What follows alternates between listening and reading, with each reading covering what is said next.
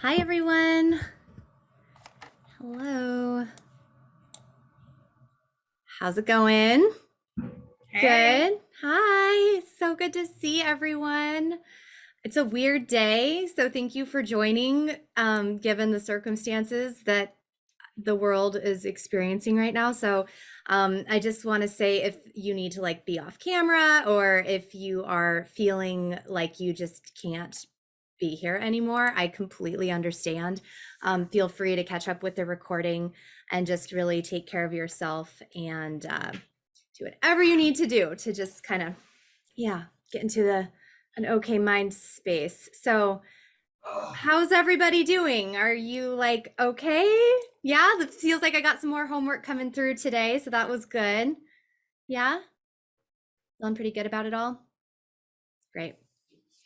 Okay, well, I had a little bit more time today than normal to review everybody's homework, which was so fun, and I appreciate that everyone took the time to do that.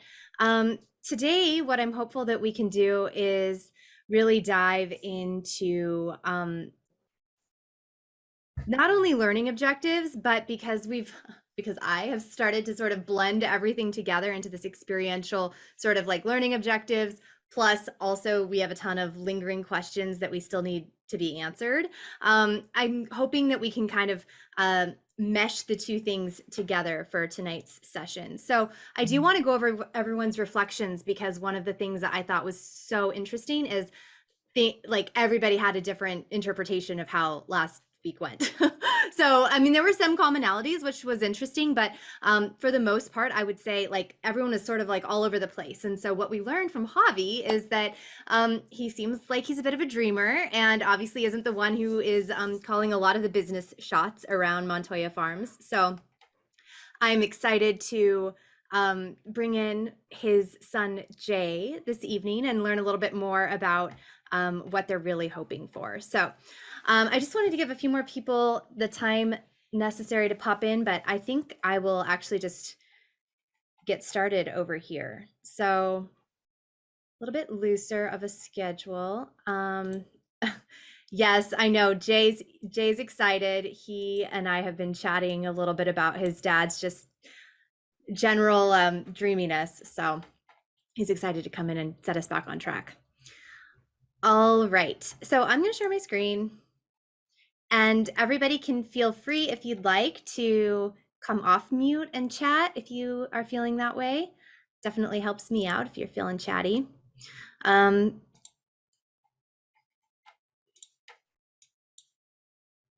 dokie. Keeping an eye on the waiting room. All right, so I'm going to put this in this view is the one I kind of feel a little bit more comfortable with. So if that's okay with you all, I would prefer to do that. So again, kind of talking through the learning objectives and also those continued stakeholder conversations. Little agenda for tonight. So we're going to walk through the homework, get reflections, kind of talk about a content inventory, which I put together, just really kind of consolidating all of the amazing resources that you all have taken the chance to do some research on, which was great. At that point, I think it'll be a great time for Jay to pop in just to do a quick stakeholder touch base, report in from Montoya Farms and what all of them are thinking. We'll do a little break and then a little bit of a lesson, a looser lesson. So my intention with this week, and hopefully it was useful, was giving you a little bit of upfront content for you to explore on your own.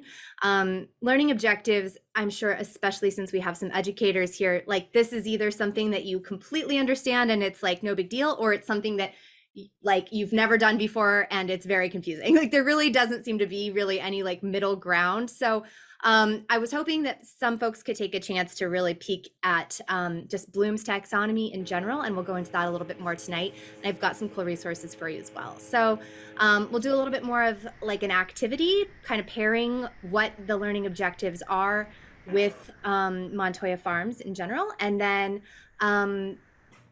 we'll talk about homework and next steps. Does that sound good? Yeah. Perfect. And so off we go. So this is pretty interesting. So I just pulled everybody's from last week. So I was just like obsessed with reading everyone's reflections. So how did the class respond to last week's subject matter expert slash stakeholder interview?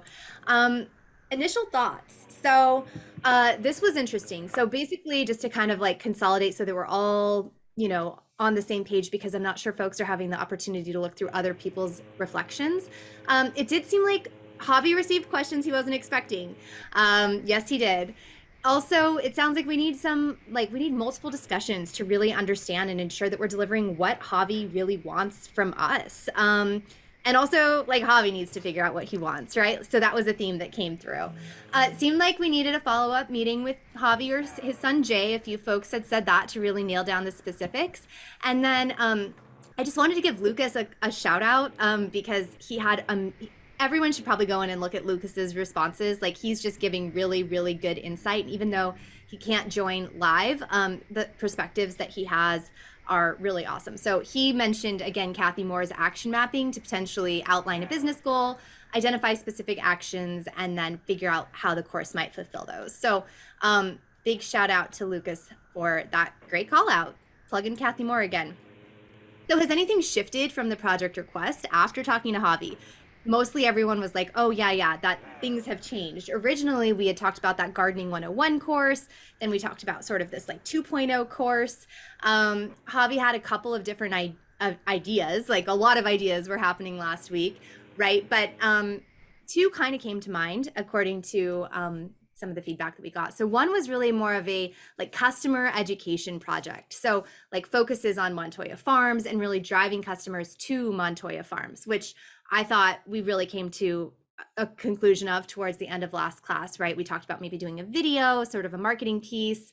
And then an idea came to mind, which was that white label CSA. So really trying to like sell courses to other people that they can then really remarket and brand as their own. I think Javi might have gotten a little carried away with that idea in the moment. So we'll talk a little more about that. But yeah, some of the other thoughts that came up. So less of a focus on New Mexico. Javi did come in and he was thinking, hey, like we do want a little bit more, kind of homegrown, homeland types of content in here. But then I think we sort of talked him into having more of that global, sort of like national audience, something bigger than just that high desert area. And yeah, those were just copies and pastes that I did not delete. So thoughts from class.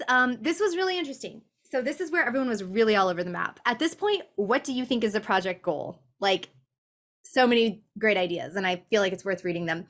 So one, to have people associate Montoya Farms with that healthy food, with community, to create and expand community gardens in New Mexico and also probably beyond, right? Like we had talked about, to grow the Montoya Farms reputation, the profits. I loved all of those. The focus on a community garden. So it seemed like we had sort of the CSA, that community supported agriculture really blending in with this community garden piece, which isn't, not to say that they're not the same, but I think Javi in that moment thought like, oh, I have to send a bunch of boxes out to a bunch of people's houses, but it seems like really that might not quite be the case. So that was interesting. Increase the sales of Montoya Farms produce and hospitality, creating the revenue stream. So that was interesting. Again, since Javi got like kind of cast away with the idea of courses and like, let's sell to other people. I really think we did get like pretty far away from the original project goal at that point, but interesting that was, where we sort of landed here. A course, how to start a community garden, maybe a promo video, what is Montoya Farms, how to create extended community, how to teach people how to create their own community gardens, and then how to really get the information out and make sure it's informative. So one thing I do want to call out here is if you turned your homework in today after like one, I didn't reflect anything on here that you had submitted, and I apologize for that. So, but I hope that this captures kind of like the bulk of what folks really were getting at. Is there anything here that in terms of like project goals for those folks who turned homework in today that isn't on here and we can add it now?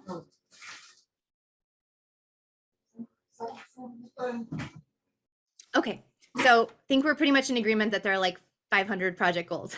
And we definitely need to refine those for sure tonight, right? Okay, so at this point, who do you think is the project audience? This was something that I really wanted to drill into. Families, young couples, retired couples, conscious, healthy-minded people who want to give back, families and people who want to learn about gardening and harvesting and creating their own community garden. So consumer customers, possibly multiple personas within this category. Fledgling CSAs looking for guidance and consulting. At this point, again, I feel like we really went like super far out from where we originally wanted to be with the CSAs, but interesting for sure. Individuals interested in the personal and social benefits of local gardens. I really love that. Current gardeners who don't have an outdoor space, may not be able to afford gardening, may want to be part of a greater community. Anyone who may want to visit Montoya Farms. I'm just thinking like this is basically everyone, right? Like this is like is everyone under the sun. But really, I like this. People who like to garden, want to grow their own food, might not have enough space, really want to volunteer and give back. So the themes that I'm really starting to see come through is community, right? It seems like everybody here really has that sort of like community-minded mentality, and also that like want to give back, the family piece, that's sort of coming through for me as well. So talking about the community garden, those types of things. I love that. Did Javi seem open to recommendations? Yes, almost. In fact, I loved this call out from someone. He was so open, but this is a double-edged sword. So he mentioned that his customers were unhappy with the first version of the course. And he said he didn't really like it either, right? That V1 that we pushed out. So we really, really need to clarify the course outcomes and expectations for this V2 to make sure that he's getting what he wants and to make sure that the customers are getting what they want. So I thought that was a huge call out because like, yeah, so open. And everyone was like, Javi's so flexible. But that could also not be the best, right, for the project. So he's super collaborative, but really wants to include his son in the plan because he's more comfortable with technology and probably making decisions, I would guess. So this is good. In terms of having a stakeholder, this actually might be a more complicated one than one who's like very particular and has exact specific needs and wants. So yeah, anything under the sun, it's a little bit harder to design for, but we will get there. Who else do we need to meet with to get that information, right? At this point, we've met with Javi, and generally at this point in the, project development schedule, we're like, who else can we talk to? The Javi weren't that helpful. So we talked about Javi's son as that second subject matter expert, possibly some folks who like maybe work at the farm or family members. He keeps mentioning that he has a large family. Do they have the information that we want? Maybe community leaders, maybe some folks who've already taken the other course, but they like weren't super happy with it. So interesting, like kind of, it seems like a few people were like, definitely Jay, so that's why he's coming, but also maybe a few other folks as well. And then do you need to request more information? So I thought this was interesting. People said yes, mostly, and different types of information. So I thought this was worth going over. Someone was like, we really need to understand the budgeting. What are the final learning expectations? There's still a lot to be fleshed out. Yes. Javi has provided some resources that I need to review. So I think that's really common at this point as well. Kind of like you got that big wheelbarrow full of source material, and maybe at this point you haven't really like looked at it that much, but there could be some good stuff in there. And this is an interesting one. So I think I have enough information to move forward with a draft, and then would reach out again if I'm on the right path. This is interesting because I like a good fail fast approach to things. Getting initial feedback like, hey, am I on the right track here? And then pivoting quickly. And I don't think that we do have enough information right here. I think a little bit more is probably going to help us out. Not to say we can't come up with ideas, right? And that's really kind of what we're doing now. We're sort of in that like ideation, that like defining phase. What is the project goal? And we think about design thinking. But we're probably not to like draft stage just yet, but I love the confidence here. I absolutely love it. And probably Javi would love it too, if we're being honest. I just don't know that it would be, we'd like really drill down into what we really need. So what I'm taking away from all of this is that we need to talk to more people. We really need to solidify those learning objectives, which is awesome because we're doing that today. And I think that this didn't necessarily like fully come out just yet, because we kind of talked about like everyone, but like who is the project audience, right? Like we really need to figure that out. So those are things that we'll talk about a little bit more tonight. And then what kind of material are we working with? So this is another interesting thing. Which of the pieces of the already provided source material will be useful to you that you've already reviewed? A couple people, easy way out, just linked to the Google Drive folder. Love that. I'm not sure if that means like, oh, I know this exists, but I haven't looked at it yet, or if it's just, this is where everything is. One of the things I thought I wanted to bold this because I thought this was super smart.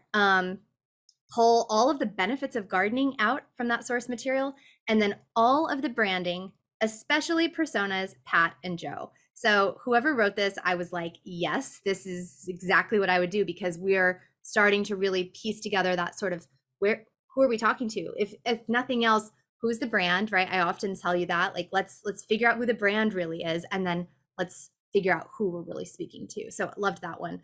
Javi's pulled some resources I need to review.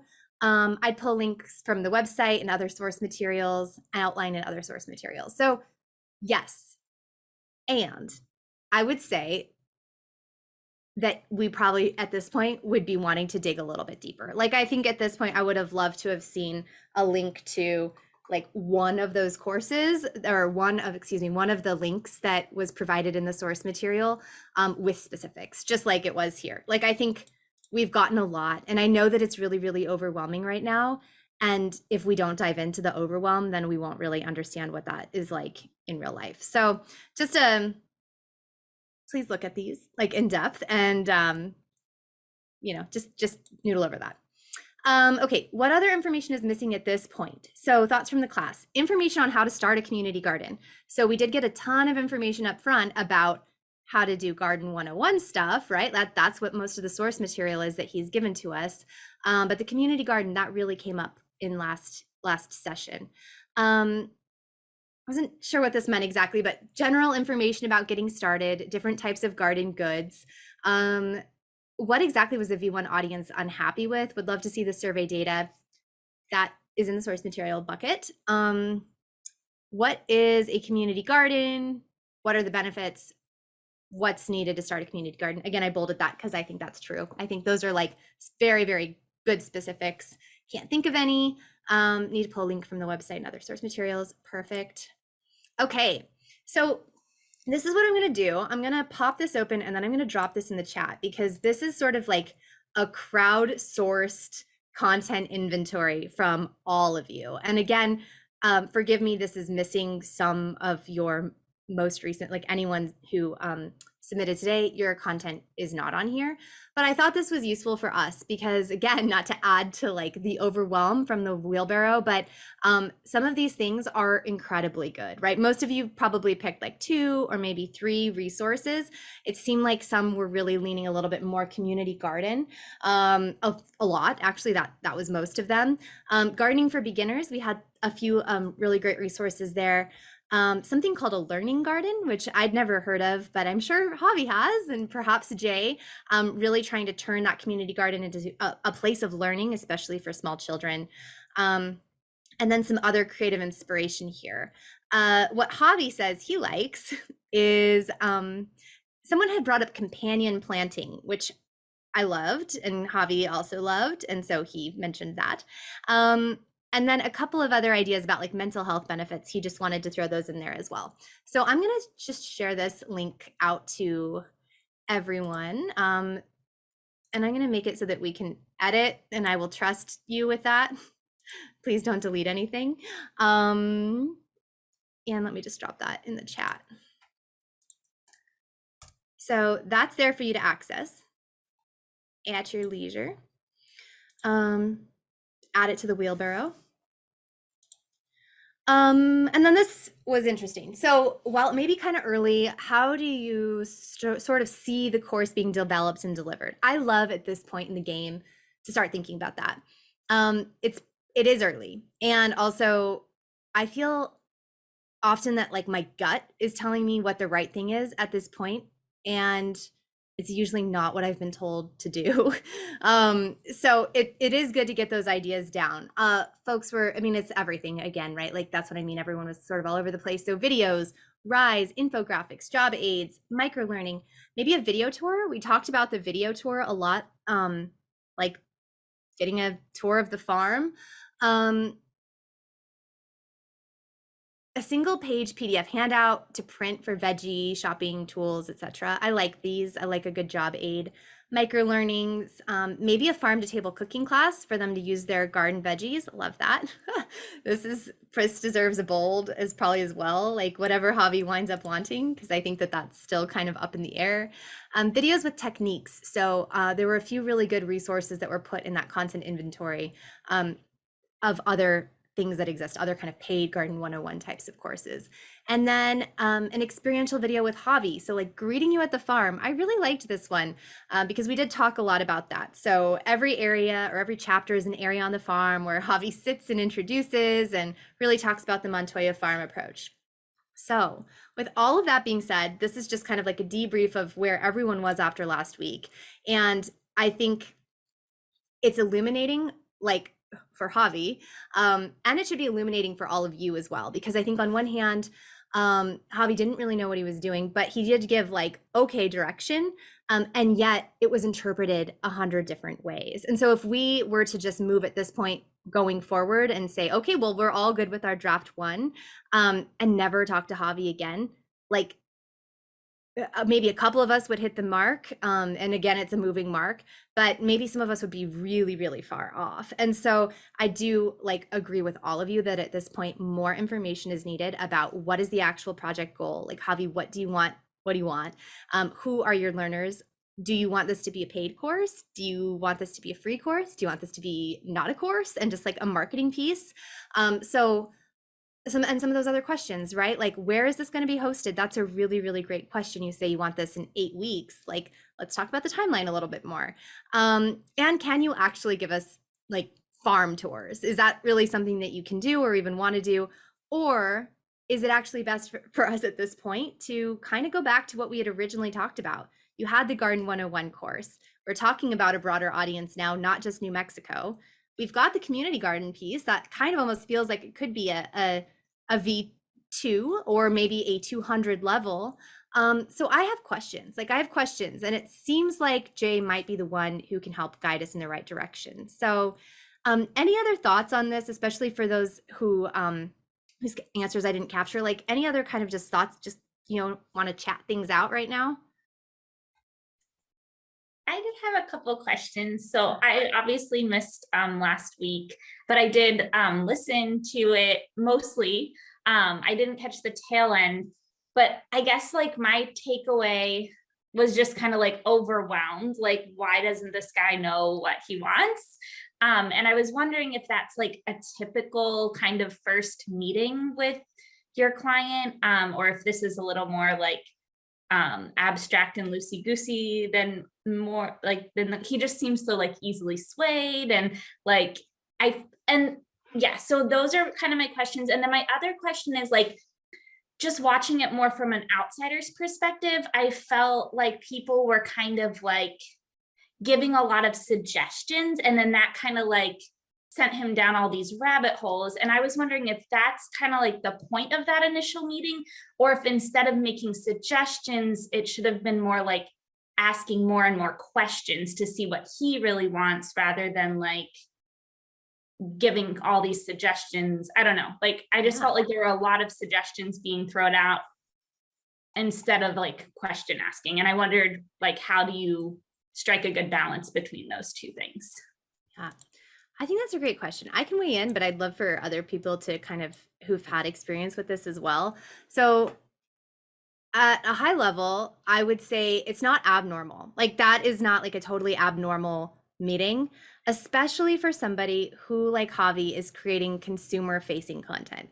And so I think that there's always like kind of a unique blend of marketing and communication, especially when it comes to creating consumer facing content. And I'd love to hear from Julie on this because I know that she has a ton of experience in this arena as well. for internal training, people generally have a closer understanding of what they actually want. It, and it's because like orders have sort of been barked down at them. So if we think back to like our little Mr. Stakeholder pickle guy who was so stressed, that's because someone has said like, hey, this tool is launching, or hey, a big change is happening and we need to communicate this. And so that generally comes with a little bit more stress, but also clarity, right? So I mean, I've worked with both. I think every single time I've worked with a more like freelance on like a contract basis, Javi is pretty accurate.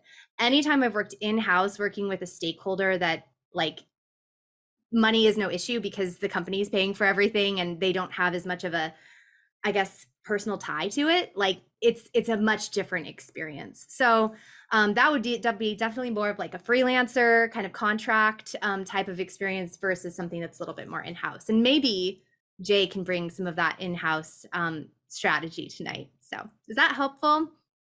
Yeah. And to the second part of your question, a lot of suggestions being thrown out. I actually think that it's super important to be able to read the room when you're in a situation like that. And I was happy with the way that that conversation went. I think folks very easily could have just like kept bombarding him with questions. And I think that that would have just maybe like distressed Javi in that moment. And for him to just kind of, I think folks were able to say like, oh, he actually doesn't know. I'm open to suggestions is what he said. So rather than, I think it was just like throwing something at the wall to see what stuck. And the fact that everything stuck was, it's like, okay, well, now there are no paths that are, definitive no's. So that's good for us. But I think that what you will encounter is that when you're having these interviews, the first few will always feel really like staged and funny, like they'll always be kind of mechanical, and then you'll realize that it's just more of a conversation that you're having with somebody and that you're both trying to get like move the project forward. It's more of a relationship, I would guess. So in that case, yes, it was the right thing to do because like Javi didn't know what he wanted, but if somebody did know exactly what they wanted, really drilling in and getting more questions rather than recommendations at that moment would probably be the right thing to do. Great question. Anyone else have thoughts on that or want to weigh in? I just wanted to mention another resource when I was doing research, and I mentioned it in the Slack, but it was kind of late this morning, I think, was that I was reading that, about the legal part of community gardens, which I was really not aware of, like, you need to have liability insurance, because there was actually an article on how to start an LLC for your community garden, and I never expected that. And it spoke about all the legal aspects of it. So that was totally unexpected. I was just looking at it like community garden and just volunteer, and I never thought there would be legal aspects to it. Yeah, that's such a good call. I think whenever there's like food involved with anything, there's going to be a little bit more regulation around it. So I saw that comment. I think Javi might have thumbsed it up or meant to at least. But no, it was a great call. And I think that that would be the perfect thing to bring up at this point. Like, oh, well, it seems like you're really open to a lot of different things, but in doing a little bit more research, especially when it comes to that white labeling option that we talked about, all of a sudden we're going to get into a little bit more of like a gray terrain where we're starting to talk about legality of things and maybe making like legal recommendations. And if you're selling this course, like, is that a route that you really want to go down at all? So I love that you found that out. I think it's a big red flag that you should definitely present at this point to a stakeholder. And probably with the recommendation that like, this is likely not something that we want to do. Or maybe say that there's a lot of information around this. We're going to point you to a website and please do your own research on how this might happen, right? So giving more a little bit like high level information, not necessarily like a go do this yourself packet, like presenting that it's a sort of like all in one robust tool, but like we're going to just tell you kind of about community gardens and how you might, start one and things to consider probably, and then throw in that legal piece just as like an external resource is maybe how I'd handle that. It's a great call. Yeah. Any other thoughts, questions? How's everybody like feeling with the project right now? Are you feeling confused, muddled, excited? Like, do you feel like there's too many opportunities, too many like pathways, or are you feeling kind of like invigorated, like you have a lot of options and you really could drive this forward, and like you yourself are the consultant here? How are you feeling? I kind of feel like stuck, like we would be kind of stuck because there's not enough answers. There's still not enough answers because he is, in fact, all over the place, you know. And if we were to talk to him again tonight and ask a bunch of questions, you know, the garden, what we were doing would probably be on Mars or somewhere. It'd be somewhere, you know, else and everything, because every time he's given an idea, he's like, yeah, I like that and everything. So I think, you know, having another round with him would result in a whole completely different direction. Yeah, for sure. It's a good call. It's a good thing that Jay is coming and not Javi tonight, because I know that Jay is more on top of it. Again, I would just, Julie, could you speak to this point a little bit though? Because I know that you have a lot of experience, especially like working with Roddy, or like even me, for example, and having to really like be the one who's driving forward a lot of recommendations. And then Danielle, I'm gonna mute you. Oh, sorry. I didn't know what that was. Was that on your end?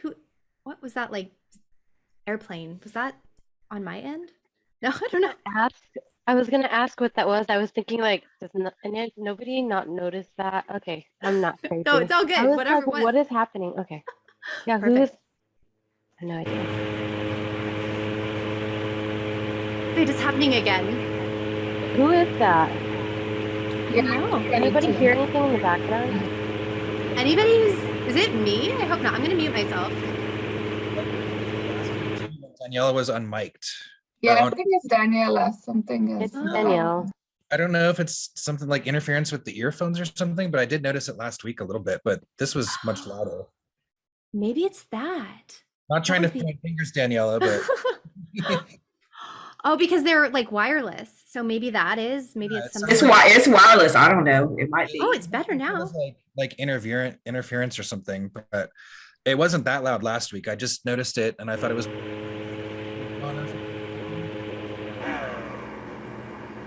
Yeah, it's really strange. Huh. Well, Picking up maybe something. Danielle, when you're not speaking, you could just like stay on mute. I'm so sorry. Do you hear it now? I'm gonna mute. Do you hear it? Every time that you mute, we do not hear it. And then every time you're off mute, we do hear it. It has to You be know what it something- might be? It might be my cell phone is also connected to, well, no, it's not connected. It's not connected to my so it may just be my wireless earphones. Oh yeah. I see in the chat, it sounds like the tractor. So it almost seems like it's part of the experience over here. Now I don't know. I wouldn't worry about it too much, but okay, thank you. Julie, sorry, back to you. I have now forgotten what the question was. Speaking to.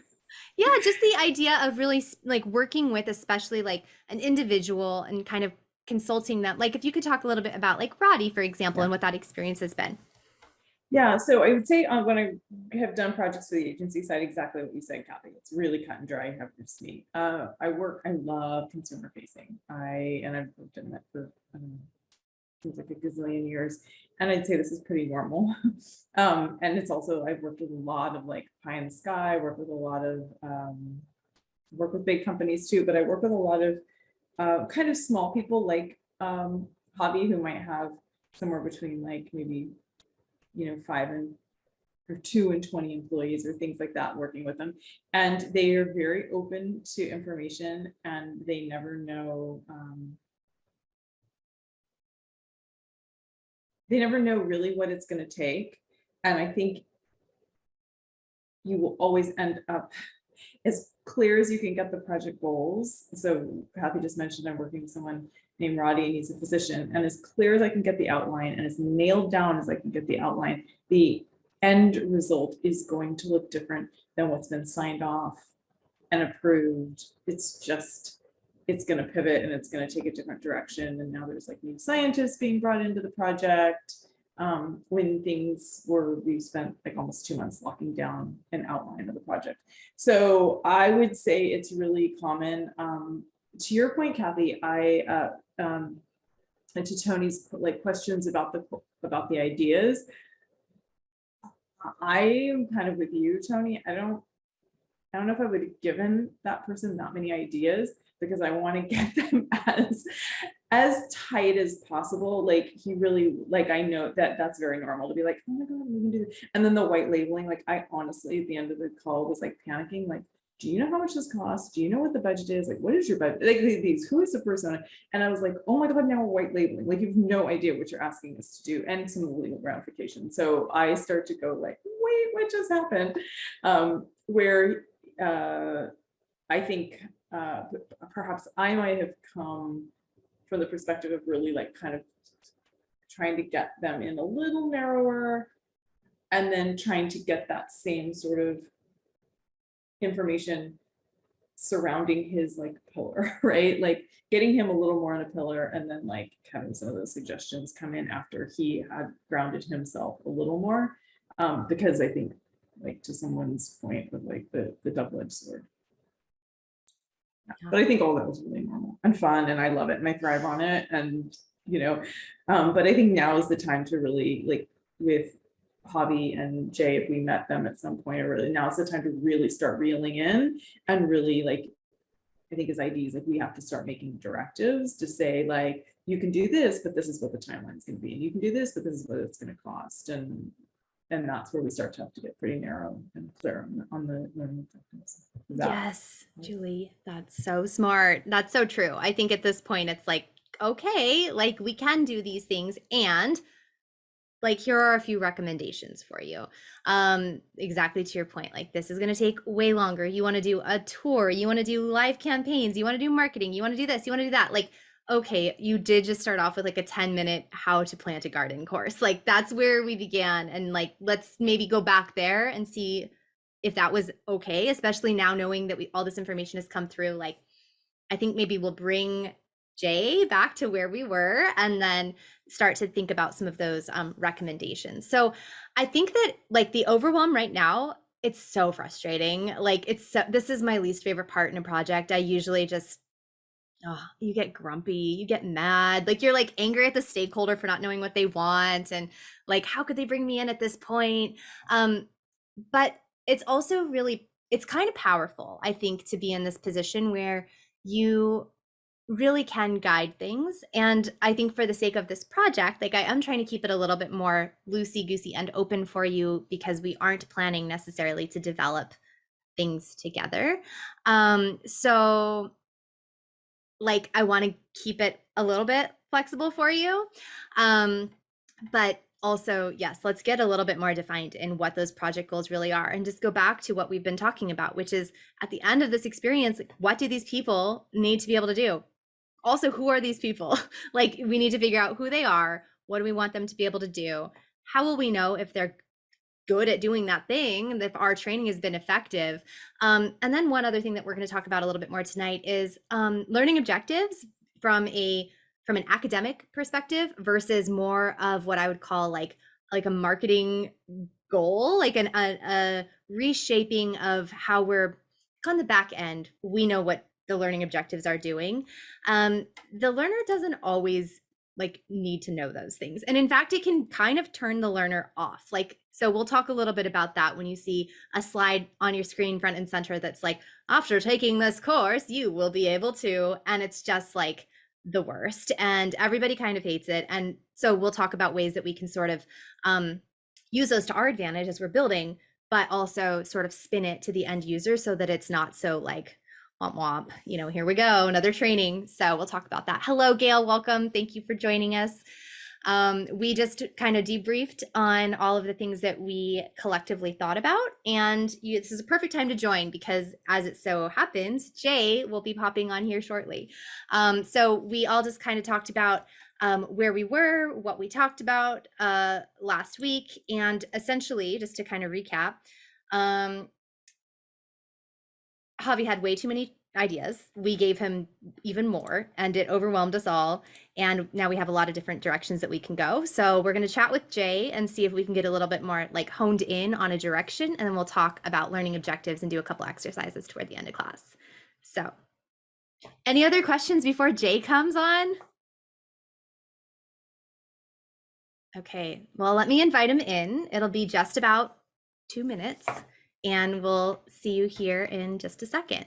What's up, everyone? How's it going? It's so good to connect with you. I've been seeing all of your amazing questions, and my dad just let me know that there were still some outstanding things, and so he's super busy. Like, you probably met him. He's such a dreamer, such an artist, really just belongs out in the farm. So I'm the one who's really handling all the operations. I'm the operations manager. So whatever you need, I'm here for you. I'm a lot more tech savvy than he is. Got him up going on Slack, but I'm not sure if he really understands that. So I'm here. If you have questions, just fire them off.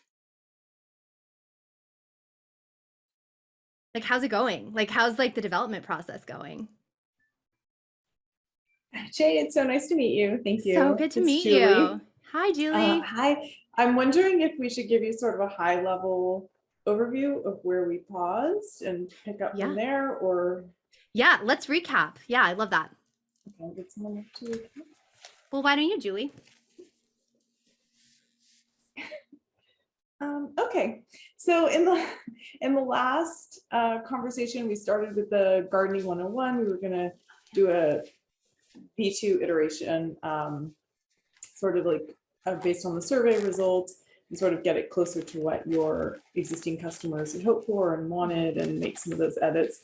And we had this great conversation that was really creative. Lots of ideas were flowing, and really wanted to tap into the community aspect of the garden and some of the things you're doing really, really well. Talked a little bit about the existing tours that you're currently giving, and I know you're not doing them until summer.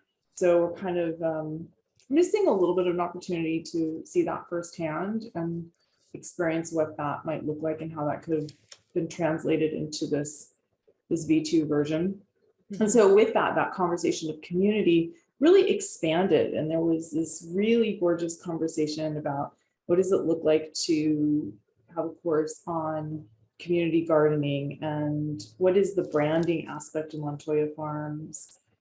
Are you actually going to be looking at the local New Mexican cuisine and focusing on that, or is it something more national where, you know, other regions can use this and how to plant their own community garden and how can they cook with their local foods, and so kind of looking at something more sustainable. Something a little bit more sustainable. Yeah.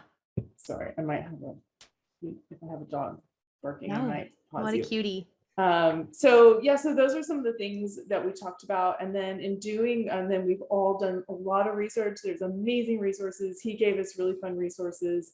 To Sabrina's point, if we were looking at really how to do a course and how to start a CSA community garden, there are some legal ramifications, and there are some decisions that would need to be made on that. Also, we talked about white labeling, which is kind of a different persona, and really taking a look at that. So I think we ended with this gorgeous collaboration and maybe even more questions than we started with. And so we're hoping to really, by the end of tonight, get really clear on what is going to best serve your customers, best serve the farm, your marketing objectives, and really start to hone in on the personas we want to start talking to and what those learning objectives will be. And if we can really get those into 2 or 3 by the end of today, then we can kind of talk about what the budgeting might look like and what the timelines, and start to get clear on that. Does that Totally. bring you up to speed? Yeah. Thank you so much for bringing me up to speed. Yeah. So I got just like a high level debrief from Dad, who kind of let me know what was going on. I apologize. I feel like he and I didn't have a great chance to really connect beforehand and really talk about like what wasn't working with the V1 stuff, right? And to answer a couple of the questions, I reviewed the Zoom call, so thanks for being so patient with him. We have an LMS, like we're looking for a SCORM 1.2 package, so he thinks it's all sort of magic that happens behind the scenes, but we do have an LMS. We can leverage that, so no worries there. That's what we'd ultimately like, I think, for the output of our courses, whether that's a Rise course, like it sounds like you all can make, or a storyline course, or something in Camtasia. So that's definitely something that we'd like to do. And then in terms of what our actual goals are, you know, I think what happened is we really just got started talking about what makes Montoya Farm so special. And in that period of time when we didn't have clientele coming in, when COVID was just, that was the norm, and we really had to get something out there, we started to really miss that sort of magical New Mexico Montoya Farm Santa Fe flavor. We wanted to give that to folks if they weren't able to experience it. But now we are booked, like things are thriving here, and we'd like to really increase more foot traffic onto the farm. So in terms of what are we hoping to accomplish, I know you had some really good questions before. I think we're really hoping to accomplish brand awareness. Sabrina, I think you mentioned that. I think anything that we can do to get folks out here, as well as farming on their own, those are two huge wins for us. In terms of payment, I was thinking about this. I kind of would like to offer this as a free offering. I just think that if we can put our name on it, I love the white label idea. I think we kind of, saw Dad get excited about that. But if we can put our name on free content and say, hey, here's the Gardening 101 course. Hey, here's how you start a community garden. Hey, here's why gardening is so great for mental health. I feel like we can really leverage those great personas that we have put energy and time and money into developing, and really try to cater to a few of those, maybe 10, 15-minute free courses that we can host on our LMS. I think that's really probably what we'd like to do. So really, really honing into those personas. Have you all had a chance to really take a peek at those?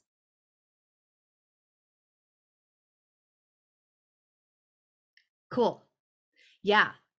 Any thoughts on them? Okay. So that's really where I'm thinking that I'd like to go. Yeah. I'd love to speak to the personas since right now that'd be a great place Totally. to start. So, Yeah. Yeah, maybe I can pull those up just Yeah. like as a quick refresher. Yeah, no worries. All right. Give me a second. All right. So over here, some of you might have seen the brand work that we had done. It is a gorgeous brand, and all of our assets that we've got in our farm store, our menus, like this is just, it is so gorgeous. Our consumers are loving this. So what we'd like to do is really leverage this. He probably mentioned this. Would really like to leverage this sort of look and feel across all of our assets. But here we have our personas. So we've got 4 of them. We hired an external firm to really help us to determine what these are. So don't worry, these aren't Dad's ideas of who these personas are.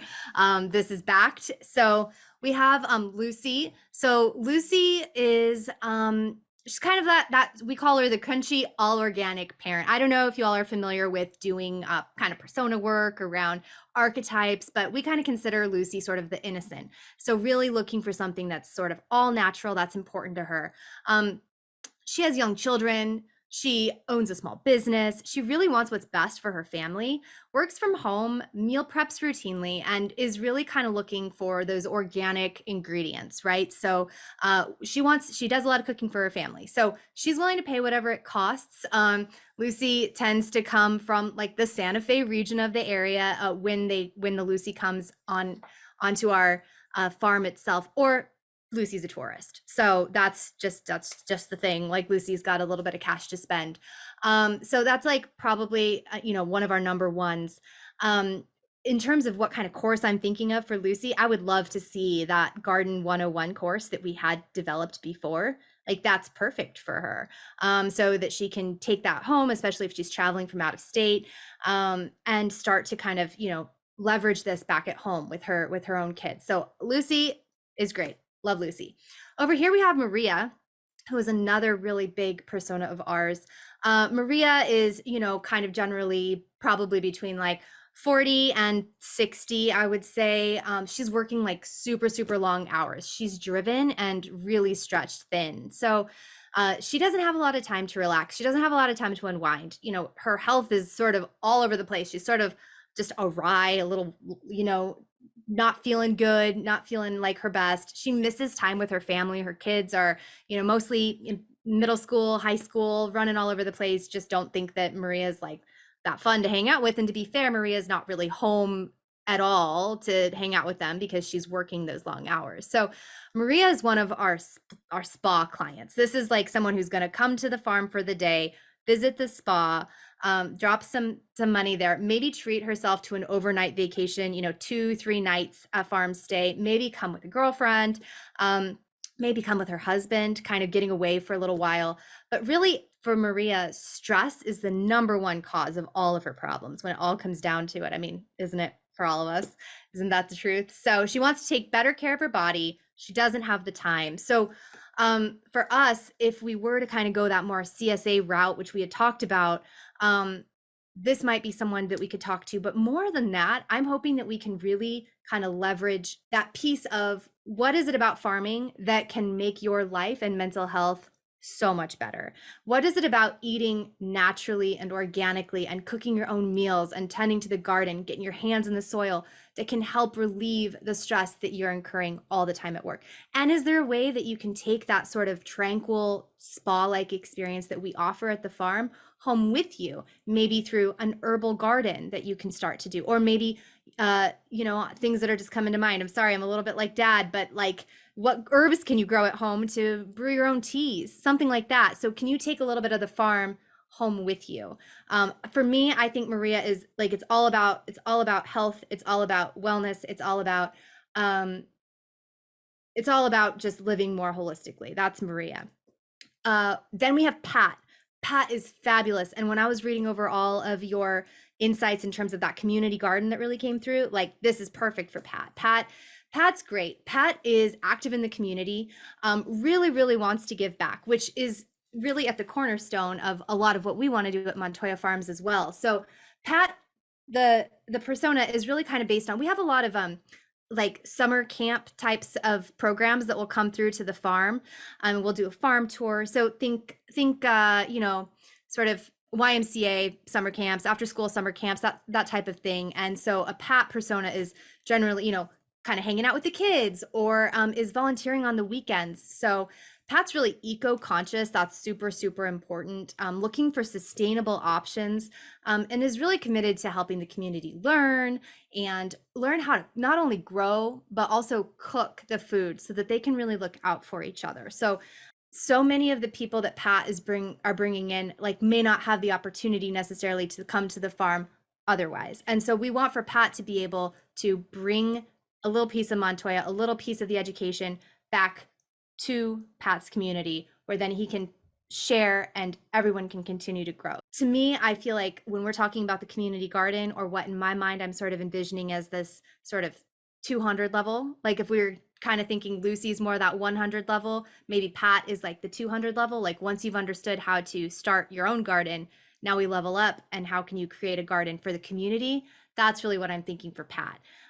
So I do understand that there's some legal ramifications there, and we can talk more about that when it comes to the content, but just to kind of give you a high level, and then we have Joe, and Joe's interesting. Joe, this is like classic Santa Fe. Don't know if you're familiar at all with the area, but like frequents those farmers markets. She's like loving to cook, an artist, just like typical Santa Fe artist, sells her creations on Etsy, really like an animal activist. So that's really important. Vegan, usually, really dreams of sort of living off the grid. So imagine, sort of a van life for Joe.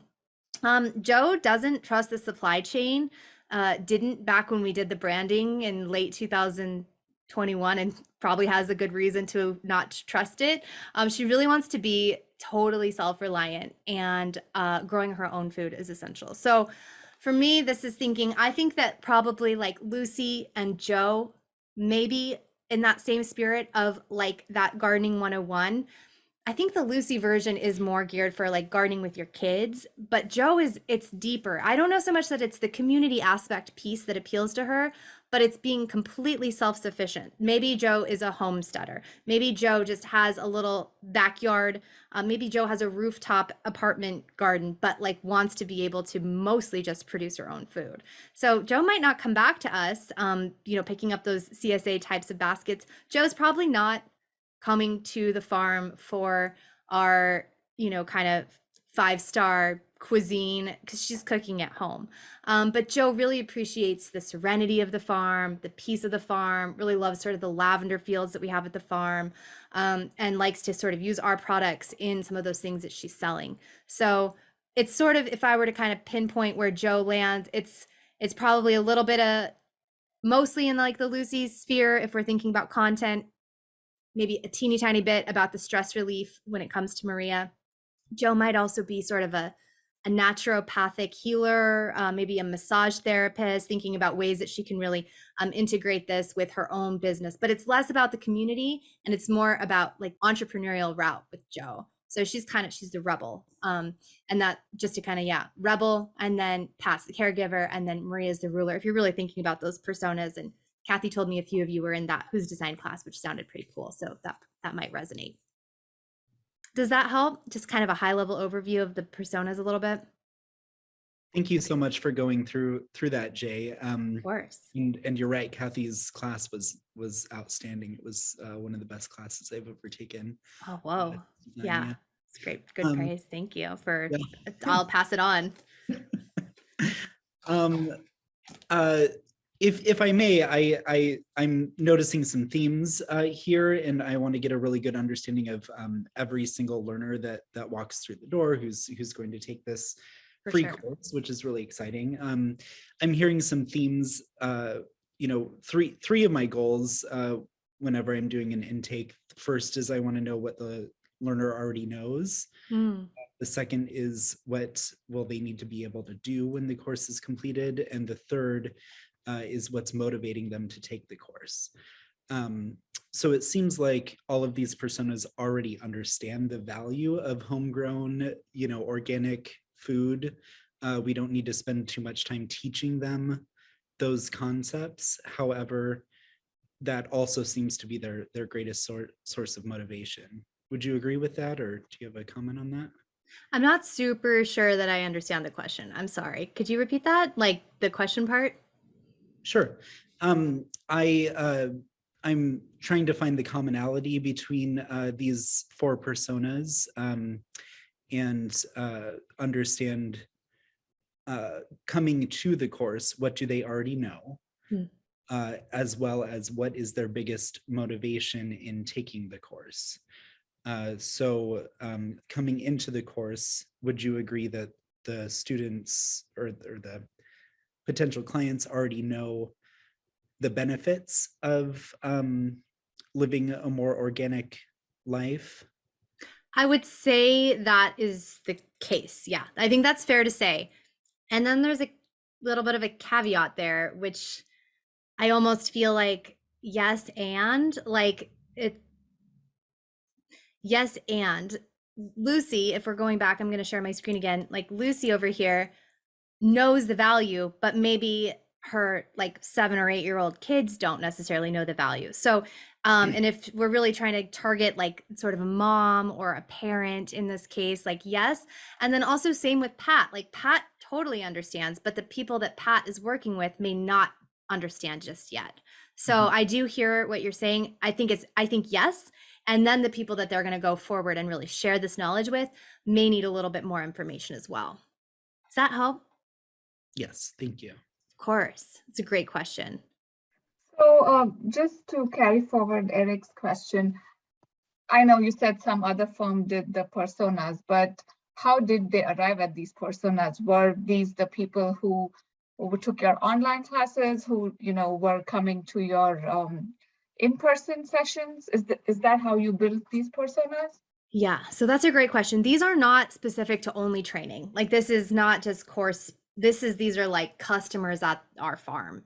And so these are our like consumer facing personas. If we're creating a marketing piece, for example, this is who we're talking to. If we're creating a campaign to get folks to, come to the inn or something on social, these are what we're using.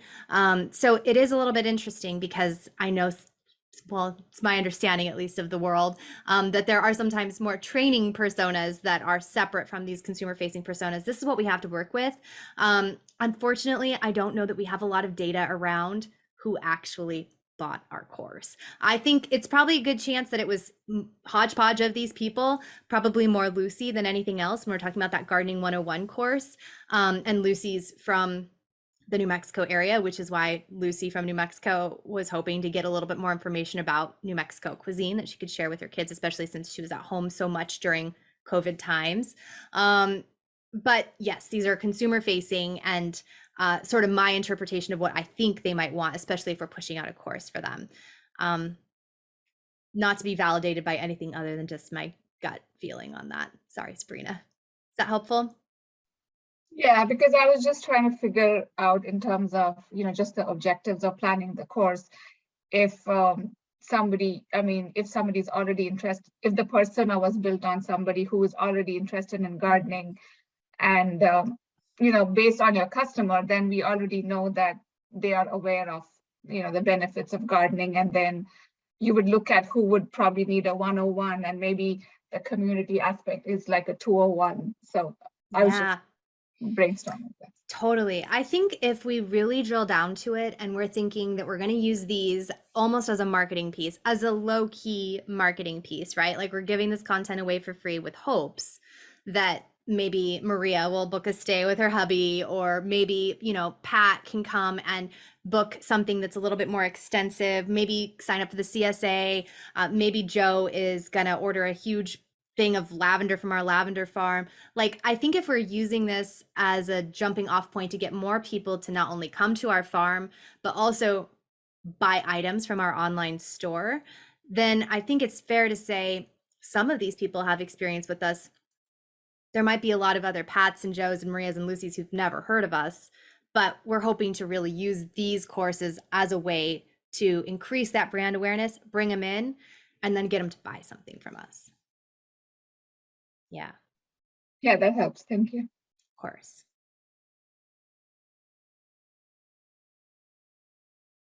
Is that it? Any other questions? I'm having a real hard time wrapping my brain around the diversities of the personas. My gut is that we're trying to please absolutely everybody. And I wonder if for an initial downsized offering, if we might, they're all so different. And I'm wondering, and I see, help me with the names again. I don't have them. Oh, of course. Yeah. I just don't see Maria having a lot of time to sit down and do an online course and then go home and be able to apply it. And I'm also not sure about Joe. Joe's kind of an individual. I wonder for me if it would make more sense to start more with a Lucy and or a Pat, and we're looking at people who have families and people who work with community centers, or people who are retired and want to do this. Maria in particular, I'm just wondering if we're trying for a one size fits all. It cannot appeal to these four personas because they are so very different. Yeah. And not to say they're not good personas or based on people, but are we trying to do too much too soon with one course? I love that question, Gail. And to answer your question, I think yes. Like, I think that after sort of reviewing everybody's thoughts and insights, I really would love, and again, this is like pie in the sky, but I would love to see an offering of some type for each of these personas. And it would be awesome if I could get your thoughts on really what that could be. Now that you know a little bit more about the personas, honestly, I sort of feel like that's where Dad sort of missed the mark, right? Like, we really should have started with who is it that we're trying to design for. Our business goal isn't to sell courses. It's not to go and white label anything. Like, we just want more people to know who we are and buy stuff from us at the end of the day, right? So for me, the more that we have out there, like I said, we've got an LMS, we can put a bunch of courses up. These courses don't have to be long. For Maria, I hear you. A couple thoughts on Maria specifically. On one hand, maybe it's like a self-care type of course. It's like, take some time for yourself and figure out how to really pamper yourself, figure out, what are 6 ways that you can use herbs found on Montoya farms to reduce your stress, that type of course. So I'm thinking that's one. On the other hand, they don't all have to be full-blown courses. I've seen infographics are cool. I've seen little guides. Like I'm loving the guides these days. That seems to be everywhere. Maybe it's sort of an informational type of guide, a PDF guide on one of these things.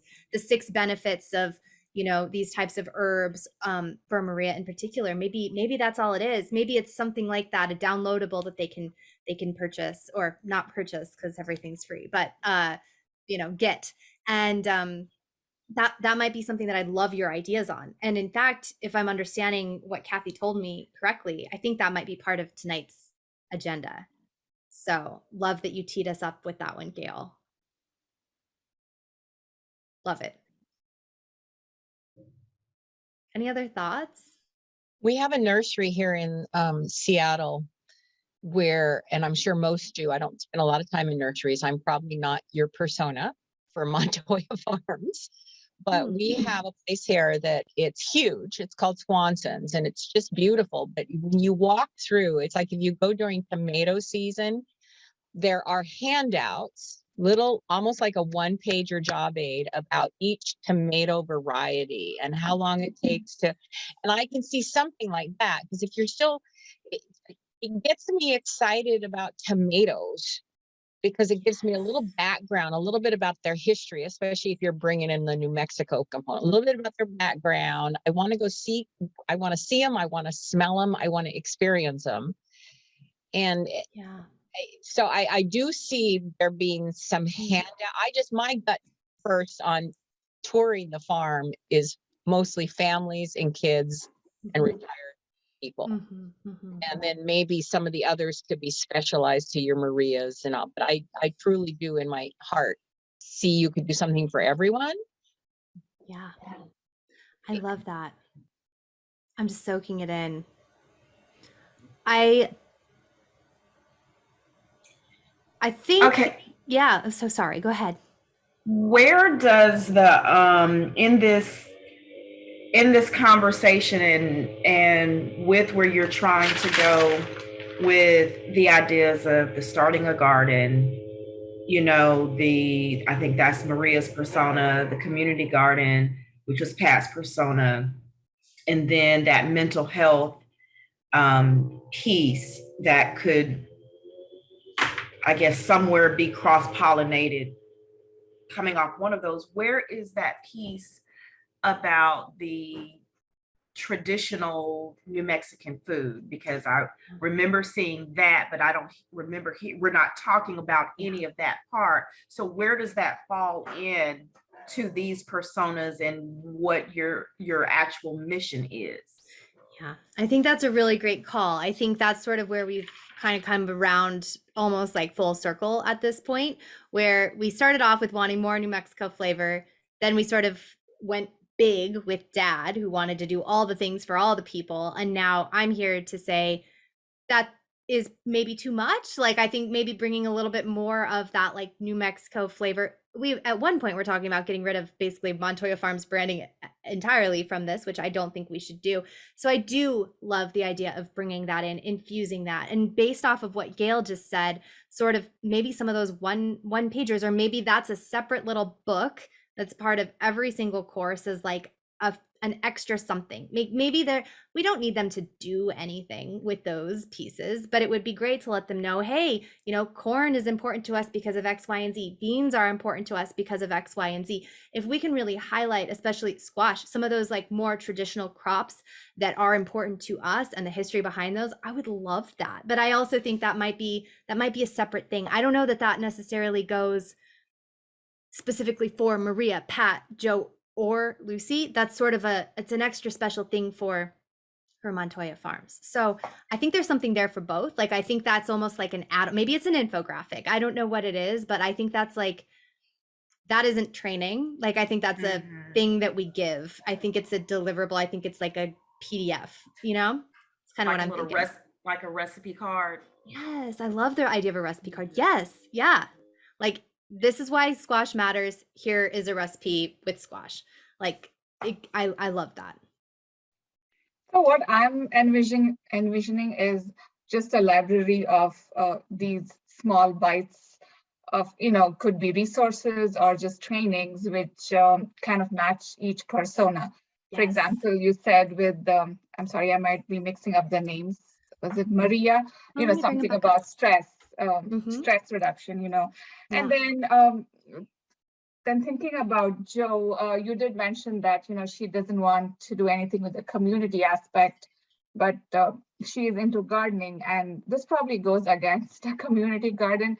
But then there are people who rent their land out to community gardens where people can buy pieces, small pieces in a bigger area. So that could be something, like, I don't know, 5 ways to make money off your community garden. Oh Though my it just kind gosh. of goes against like the community perspective for me personally.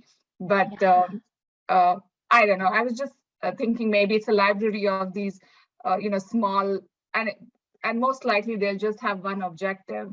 Yeah. In my mind, if it's like a short micro learning, you're probably doing one objective per persona, and then you just have like small bites of training or whatever, the resource or a job aid or something like Yeah. that. Sabrina, I think you hit the nail on the head with that. I love it. I love having a small library. Not YouTube, but like YouTube, like something that's like that, that's maybe searchable. Our LMS could be searchable. That's a little bit more when folks go in and they're searching, maybe cooking, or they're searching Santa Fe cuisine, or they're searching how to start a community garden, or how to rent my land out. Like those types of things are popping up. So I love the micro learning. I know a few people mentioned that.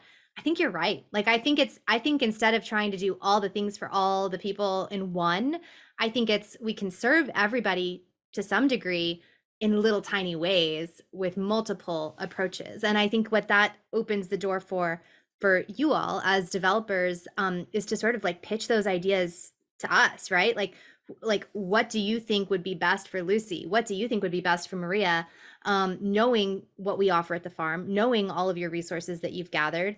I love that. Again, our end objective, just to continue reiterating that, is to increase brand awareness, increase traffic to the farm, and provide meaningful resources at no cost for those who can go forward and provide for their communities, enjoy the love of gardening, and really take a bit of what we do home with them. So I think thinking about that library, it hits every single one of those. I love it. I feel like I could talk to my marketing guy and get some like marketing campaigns going, pushing out one of those courses every couple weeks. Hey, check out X, Y, and Z was just released. How to rent your land out for community gardening. Like I really feel like that it all is so integrated and really it's exactly what I want. I think this is great. And I know Dad will be on board because I'm gonna tell him that this is what we should do. Yeah, this is awesome. Okay, cool. So does anybody have any other questions? Or now that we sort of landed on this, I love this. I love this. I know there's an exercise that's on the books for you all, maybe after a break. So anyone have any other questions before we go? And then come back in like 5 maybe, and Kathy will pop back on and I think she'll lead you through the exercise. Cool. Well, you all are awesome. I'm so excited. These creative questions are awesome. I know that it's a lot. Like I feel that we were just kind of trying to do everything at once, new branding, new this, new that. But thank you for your patience. And I love where we're going with this. I think really approaching it from this more, human-centered design perspective is the right thing to do. Really think about that. Who are we designing for? And then coming back with the how and what, like the defining of the project goals. Like great design thinking, everyone. So Jay, I just had one question actually. oh yeah, I know this might be a little too early, but do you have an idea where you're leaning towards starting with first, like what you really want, and if you already have an outline for that, something we can get? I have nothing right now. I have nothing except for a happy hour date I have to skip off to. So, but I know Kathy will be back, and I'm sure that you'll talk a little bit more about outlining and starting to kind of craft all of that. Great. Sound good? Okay. She'll be back in 5. Enjoy your break, and we'll talk soon. Okay. See y'all. Thank you. Take it easy. Thanks, Jay.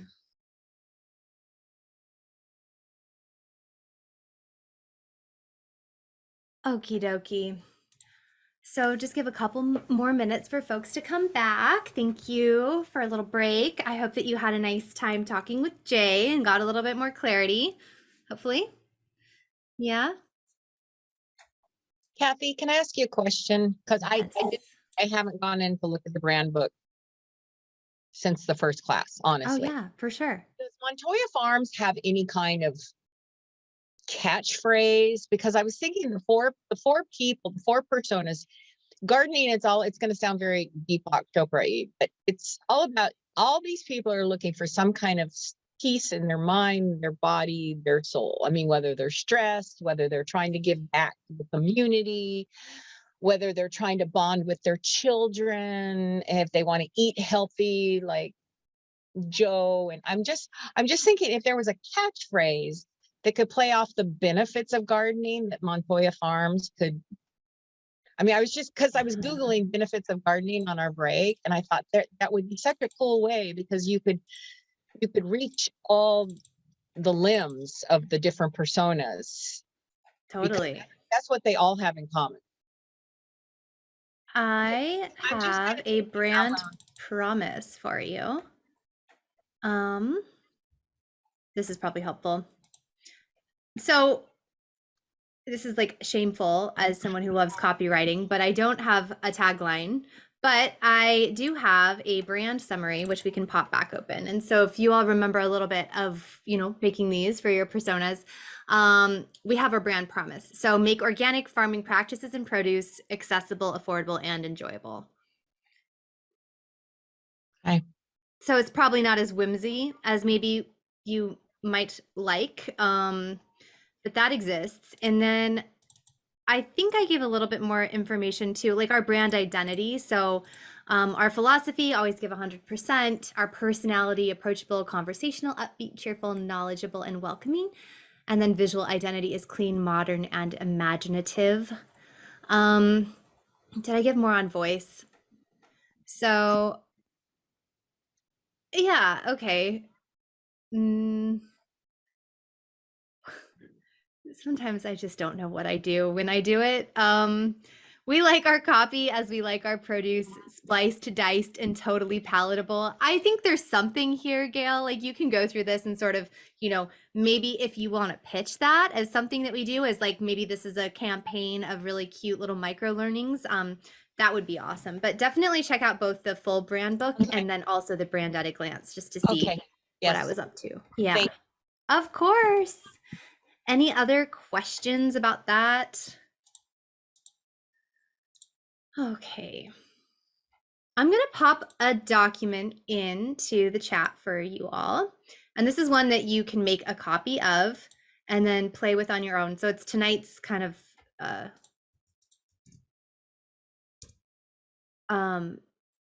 slides.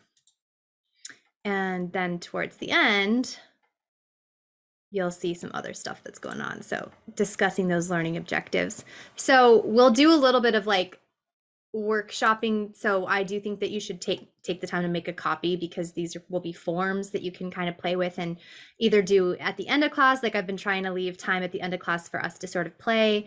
And then if you don't have time, then you can sort of do this on your own as well. So what did I do?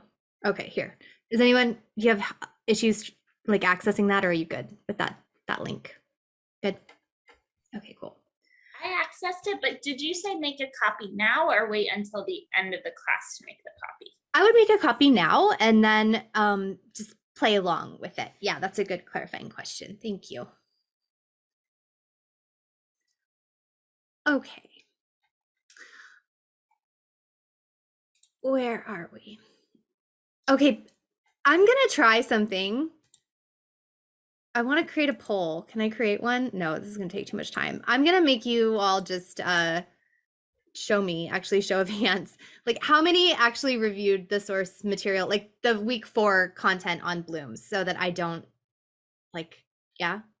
1, 2, 3, 4, a little bit 5, and then a few people unsure.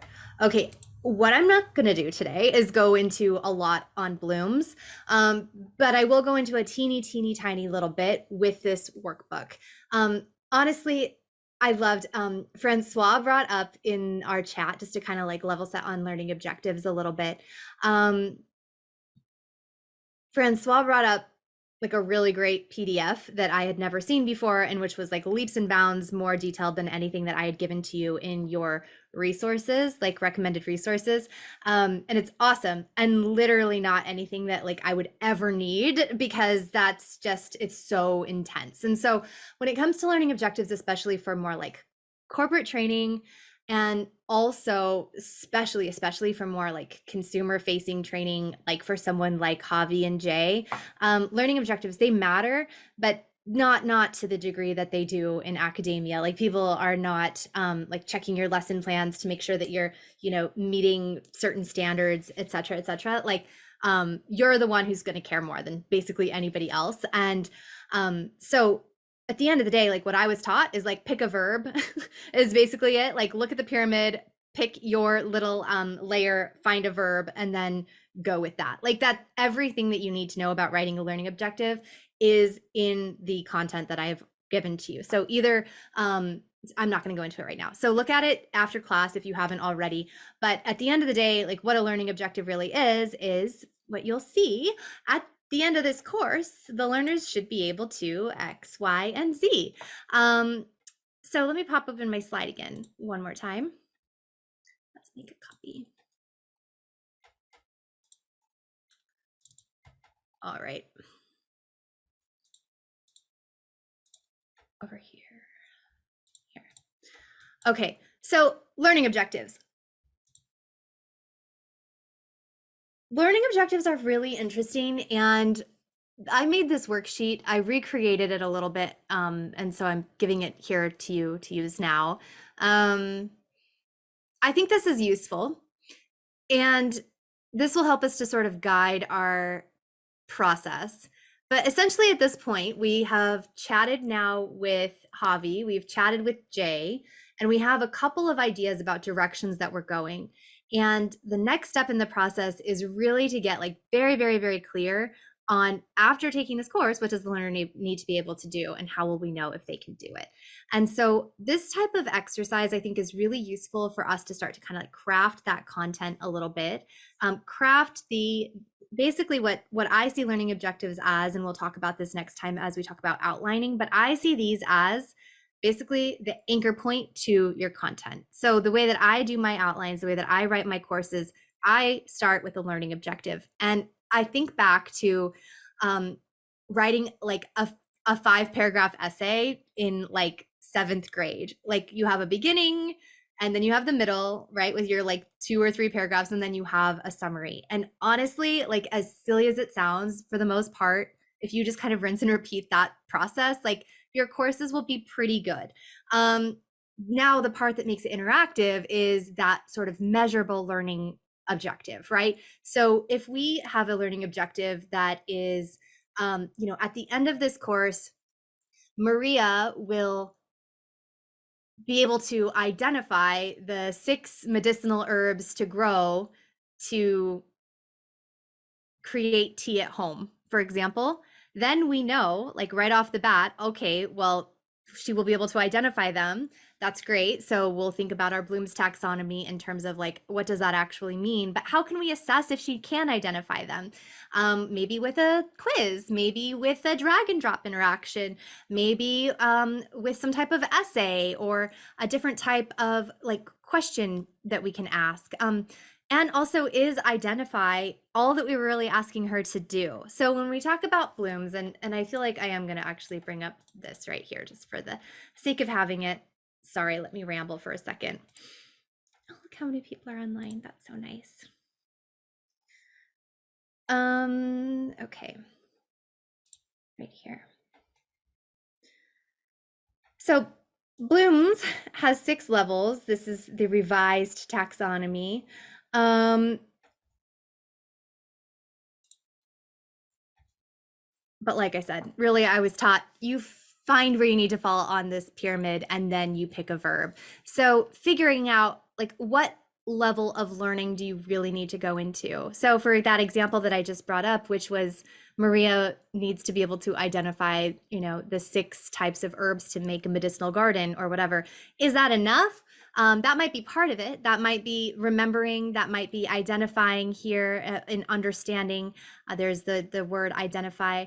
That might be a knowledge check question, you know, which of these 10 herbs like are the 6 that Maria needs to remember. But also we want her probably to do more than that in this course. So possibly like apply it, right? So maybe what does that look like? Maybe it is a little bit more of like a drag and drop, you know, these 2 herbs will make this tea over here, and these 2 herbs will make this tea over here.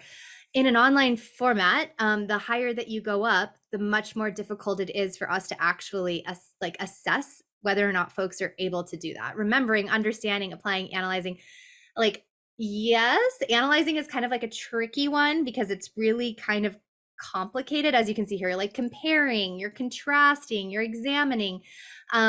Evaluate and create, like that's practically not able, you really can't really do that in an online format. So this, when you get up to the top, tippy top, that's more like robust in-person stuff. We're probably going to be hanging out down here with remember and understand, maybe apply for what we're doing for Montoya Farms. So definitely check out the content that's in here because it goes into all of this in a lot more detail, including one of my very first courses that I ever made like 6 years ago. So you all can look at the evolution, I guess. But what Bloom's taxonomy really is. So this has audio and you can listen to it and then explore the Bloom's pyramid a little bit more and understand a little bit more about like what is remembering or what is applying. And then at the very end, there's actually like a downloadable one pager for you to remember. So check that out. I'm not going to go into all of that right now. Back to the project at hand. Oh my gosh. Okay, this one. So here we are. That's that. There are a couple links, how to write measurable learning objectives. So check this one out. Like it's just another sort of resource for you to have handy. Like what is Bloom's? What are the 6 levels of the pyramid? How do you actually like categorize these things, and then how they can be used in course design. So this is just a really helpful kind of go-to. This is neat too. So if I were to ask myself, okay, well, I want just for Joe to be able to remember the steps involved in renting out her land, for example, it might be one of these, it might be understand, right? So maybe it's where at the end of the course, Joe will be able to describe how to rent her land out for use, or we'll be able to actually like apply it. So we'll rent her land out for use. So I know I'm not doing a great job of explaining it right now, but read the resources, do a little self-study on your own. And this is all really great. The other thing I want to share with you is this learning objective generator, which this was the coolest discovery I've ever found this week. So if you haven't played around with this already, definitely do. This is through a company called Easy Generator, which I guess I have to use now to create my online courses, but I found this as a resource that it's available for everybody.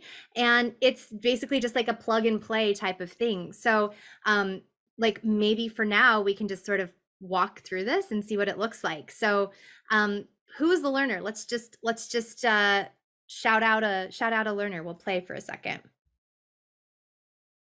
Should we say like Lucy and her family? Yeah, Lucy and her family. So maybe like parents with kids, maybe.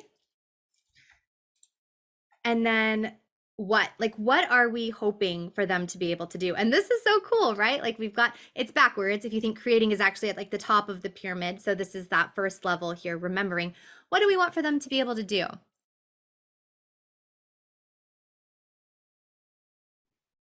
Any ideas? And this can be anything because we're making all of this up. We just know that we want like a 5 or 10 minute course kind of catered to Lucy. So what would maybe Lucy want to know of the content that we could serve up to her? Like how to start a garden?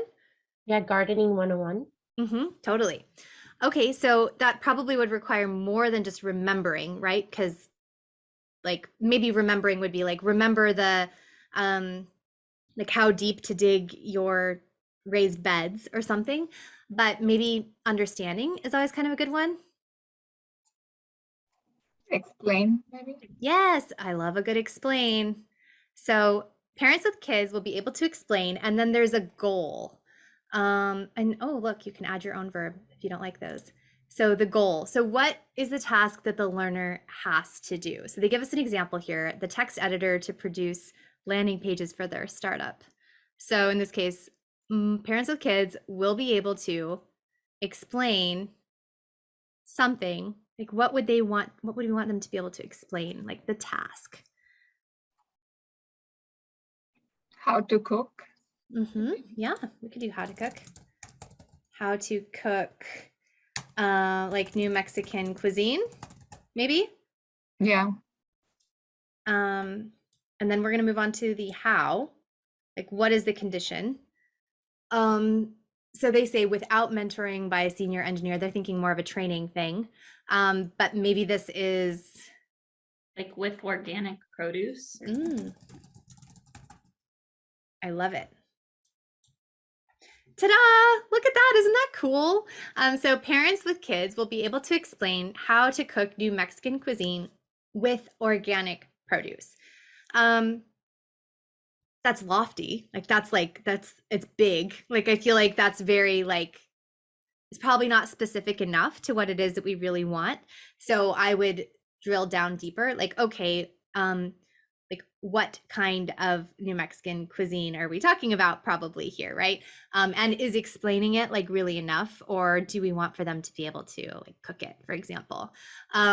So these are the questions that we will ask as we really start to make our way through things. So play with this generator because I think it'll like start to make things a little bit easier for you, and then look at it and ask yourself, is this right? Or actually, do I need to maybe come down and like make a new one and try again? Or maybe I just need to modify what that verb was. Like that one was pretty good, but maybe it was more of an apply type of verb that we were hoping to push in there. So that's a really fun one.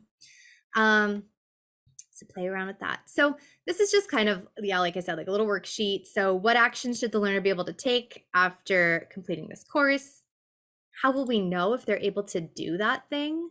So maybe what I'll do is I'll just come back here. Let's do one more together. Who's the learner? Let's think about maybe Pat. So Pat, so maybe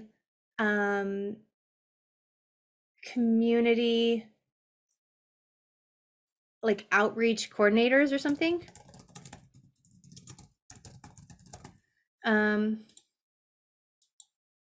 So let's think about what we want Pat to do. Again, this is more of that community gardening piece. So what kind of verb do you think we'd be looking for? Probably something under applying. Yeah. And which of these do we like?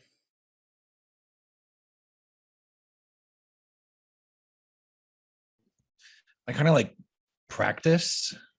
Yeah. Practice is a good one. Practice or interpret. Interpret. Be able to interpret.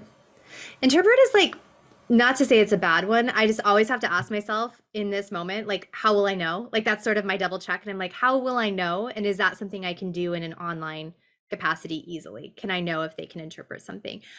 Practice is a good one. I still kind of feel like I might not quite know, but I could maybe write an assessment that's like a reflection question, you know, and then come back and let me know how it went. I like prepare.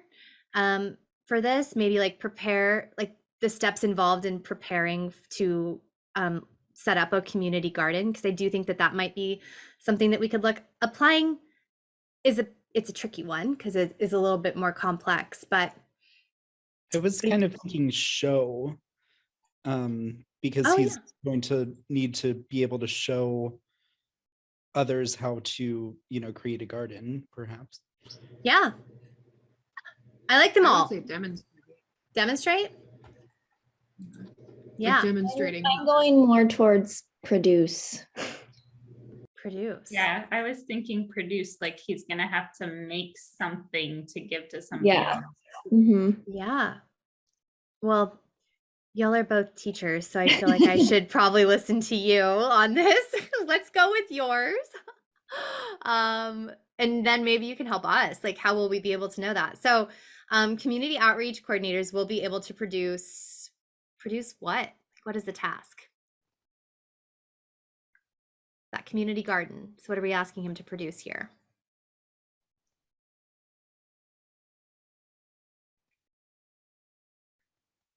I'm trying to think more specific and narrow because the community garden is so broad Totally. that it needs to be something specific that he needs to focus on. Yeah. Maybe like rules for the community garden Mm. I like that.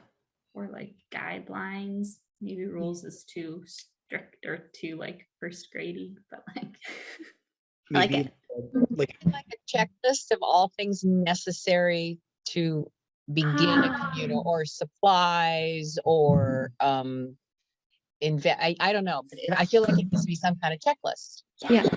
I love that. Should we produce a checklist? So, produce,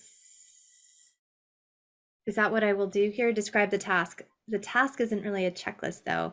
Let's see what it starts to say. Produce checklist. A document, a checklist, guidelines, a list of top 10 items. Daily I or was something. almost thinking a blueprint or like a layout for the garden. I'm just Which thinking one will how- be hard? Oh, sorry, go ahead. No, I was just gonna say, I'm just wondering how produce would be different than create here. Because he is essentially creating a checklist, right? Totally. I'm just talking about the words that came with, there are different levels though. Yeah. But would it not be a similar task? I'm just wondering. Yeah. I mean, that's not an answer I have, Sabrina. I literally I don't know. I think this one is, to me, the creating is probably like rolling it out. It's like having the garden, the community garden, having people in there, like having all the guidelines in place, like getting it running. 'Cause you see here, it's like designing, it's constructing, it's composing. Right. And so to me, this is like, maybe if we take it back a little bit further and we think about something like cookies instead of a garden that's a little bit more complicated, like if our learning objective here was like to produce a recipe, for example, that's kind of what we're doing, like to produce a recipe for like chocolate chip cookies, as opposed to like actually producing the cookies themselves, is maybe a good like differentiator of like those levels. It's maybe how I might think of it. Again, I really am not an expert at this, but that would be my thought. Do you have thoughts Yeah, on no, that? me neither. So Okay. I was just wondering about the terms that were listed here, that's all. But yeah, no, I get what you're saying. Yeah, I hear you, and I don't know. And so and the beauty of it, Sabrina, is that again with this type of work, no one really cares. It's going to help us to get started, but it doesn't have to be our kind of end all be all. So it totally could be produce, it totally could be create. In this case, I like produce. I also like create. I do think those are interchangeable. If you were to put them in a synonym checker, it would probably come back as these are literally the same meaning. But maybe we'll just stick with produce for now. And then a layout for a garden versus rules, right? Like kind of more guidelines. And again, I'm thinking which is harder to do? Like, what are your thoughts? If we're thinking like low-hanging fruit here. I think guidelines, I think layout would be more involved. You would actually have to sketch things out, Yeah. like kind of, then as opposed to, I mean, there would be thought put into guidelines, but then I think a layout would be more detailed than a guideline. I think so too. I think both could be part of the learning objectives for the course. Do you know what I mean? Like, I feel like we don't necessarily only have to have one learning objective for a course. In fact, I never do. Like maybe there's a goal, but I might have, just to skip back over to our little handy dandy worksheet, our cheater over here, like 4, maybe 5. Again, thinking of sort of that like 5-paragraph essay, like the beginning, then like 3 paragraphs in the middle, and then an end. That's a pretty good one. I made 4 here for some reason. But so we totally could say, you know, produce a layout for the garden, as well as create a checklist for the guidelines involved in the community garden. Like those could both be learning objectives. Let's just do this one for now, and then the how.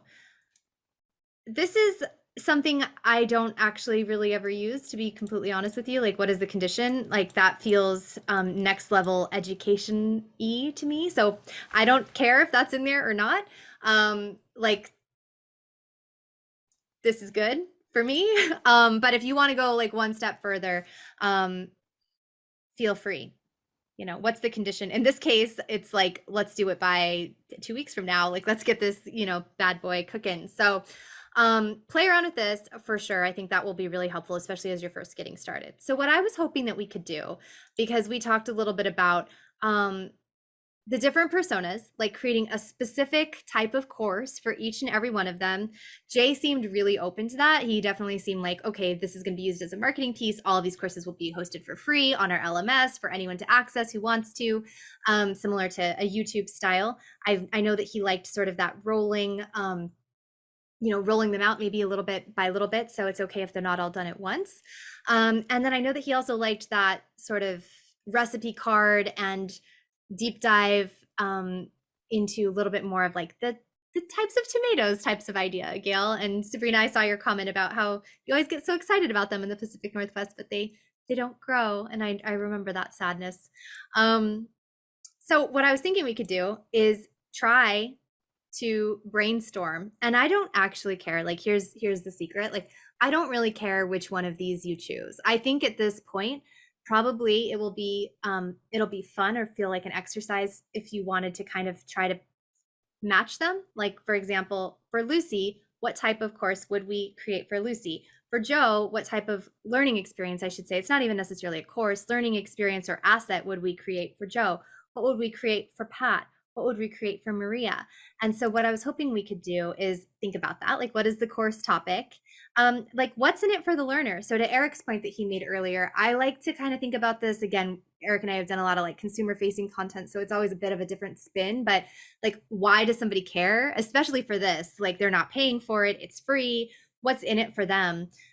So why does Maria care? And I think we talked a little bit about like mental health, for example, as one potential option for her. It doesn't have to be. In fact, I would love to see a gardening 101 like for Maria, who has always wanted to garden but has never learned how, because she's been working all this time and is totally burned out and like doesn't know where to start. And so I think it will be a fun sort of next level to play off of what we talked about on personas and connecting with your audience a little bit and who's design, as well as just working within like the very flexible constraints that the Montoyas have given us to come up with course topic, what's in it for us. And then like, let's write some learning objectives for that course topic. So 4 of them I put, but you feel free, these are just boxes, you can add a few more. 4 is probably something good to sort of aim for. So what should the learner be able to do or know after taking this course? And I say or know in this case, because we're gonna be like hanging out toward the bottom of the pyramid. Like, it may actually not be that much. It may just have to be like, remember, you know? And then how will they demonstrate that they can do this thing? You don't have to think about how you'll evaluate, but this is always something that it's like a double check, like we did. Like, how will we figure out if they can produce that?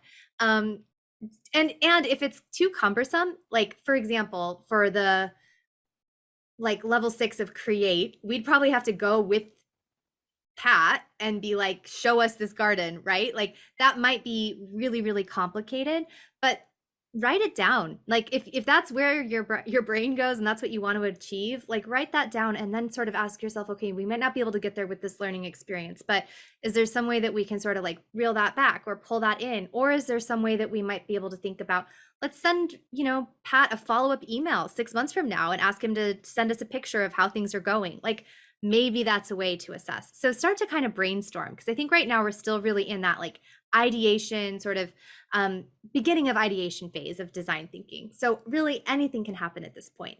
And then over here in this part, this is really meant to be more of those like marketing forward ways of approaching things. So instead of saying, you know, after taking this course, Pat will be able to create a community garden that supports 40 families. Maybe this is, you know, like in this course, you will like learn, it's usually learn, sometimes it's explore, sometimes it's discover, but or anything that like a webinar is trying to get you to come in, like those types of verbs, you know. What I'll also see is sometimes in this course, we will cover blah, blah, blah. Like I use that one all the time, because sometimes we're like, the reality is we're not always really training. Sometimes we are just telling, even though that sucks and we shouldn't, but that's just the reality. So sometimes it is just what we'll cover. That doesn't mean you can't build cool like interactivity around it, but so this is kind of something for you to play around with. So we have Maria, we have Pat, we have Lucy, and then we have Joe. And so you don't have to choose all of these, but I do think it's a good exercise for you to go through each of them and try to see what you would make for each. And then the homework, spoiler, is once you do all of that, we will figure out one that you really, really want to go with, and then build out like a much bigger sort of game plan that will really launch us into creating that outline for next time. So I'll pause for a second and say, I would love to stay on with anybody who kind of wants to workshop this together.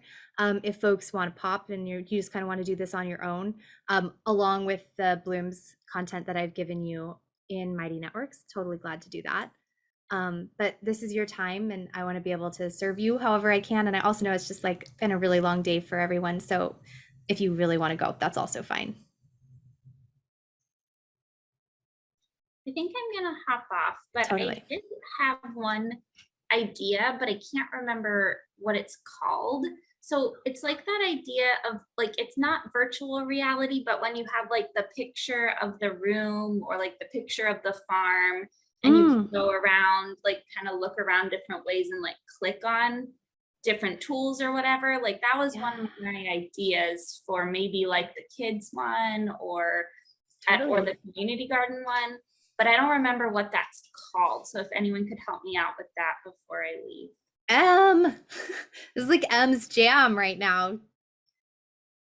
Wait, you're on mute. Okay, good. Yeah, it's a 360 interactive virtual tour, and I actually have a side business doing that. So yeah, it's really cool connecting things and making sure that, you know, anybody can experience, you know, like Sabrina said, it is AR, and you're clicking onto different things that you're seeing there. It could be, for example, if it was at the garden, you can click onto like a specific vegetable and learn things about it.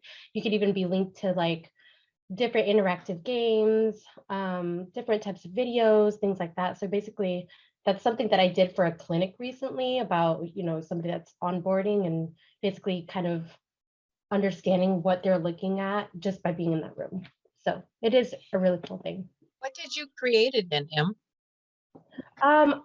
That's funny enough. There's now a feature in Storyline, I heard, but it was Captivate. But then I also found like a cheaper online tool called Cloud Pano, I think is what I used. That's awesome. Maybe like, I don't mean to sign you up, but I'm feeling like you know a skill that everybody could possibly benefit in using. Maybe towards the end of our 6 weeks, it could be cool if you know, shared and showed folks what you do with that. Cause I think that would be cool for this type of content for sure. Yeah, it's a great question. Storyline has the 360, but it's not as involved. Like you can't really, I mean, it's just a 360 view. You can't really do as much as you could do in AR. Yeah, I haven't seen it yet, but I mean, I saw some tutorials on it that you can click on certain things, but I haven't even done it yet, but I am very curious about it.